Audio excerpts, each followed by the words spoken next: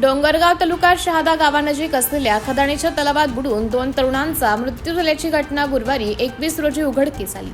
दरम्यान घटनेची माहिती मिळताच शहादा पोलिसांनी घटनास्थळी धाव घेतली। यावेळी नागरिकांचा मोठा जमाव जमला होता। मृतदेह खदाणीच्या पाण्याबाहेर काढत शवविच्छेदनासाठी ग्रामीण रुग्णालयात आणण्यात आलं।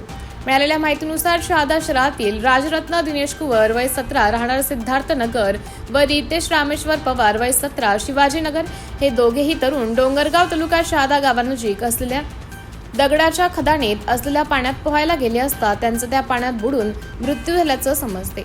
यावेळी मृत्यू नेमका कधी झाला हे समजू शकले नाही। मात्र दुपारी 4 वाजेच्या सुमारास मृतदेह पाण्यावरती तरंगताना दिसल्यास निदर्शनास आलं। घटनेची माहिती मिळताच शहादा पोलीस ठाण्याचे पोलीस निरीक्षक हेमंत कुमार पाटील फौज फाट्यासह घटनास्थळी दाखल झाले। तोपर्यंत मोठ्या प्रमाणावर जमाव जमला होता।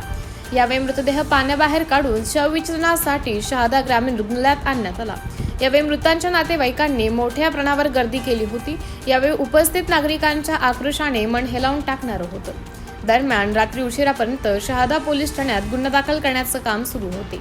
MTV न्यूज साठी तालुका प्रतिनिधी संतोष आखडमल शहादा।